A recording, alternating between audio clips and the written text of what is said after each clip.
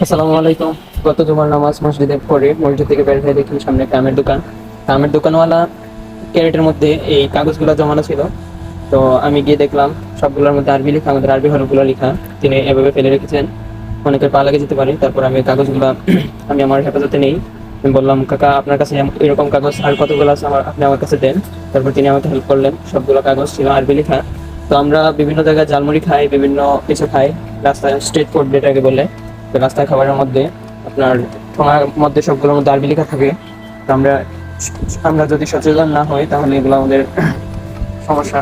আমাদের আরবি লেখাগুলো পায়ে লাগে যেতে পারে, মানুষের হেফাজত থাকে না। মাঝে মাঝে রাস্তাঘাটে আরবি লেখাগুলো ফেলে ফেলে রাখা হয়, যেগুলো আমাদের পায়ে লাগে। তারপর তারপর আমি এই কাগজগুলো দেখেন আপনারা, আমি পুকুরের মধ্যে তিনাকে বললাম যে, কাকা আপনি আমাকে কাগজগুলো দেন, আমি হেফাজতে নিয়ে সবগুলো কাগজ পানির মধ্যে ফেলে দিই।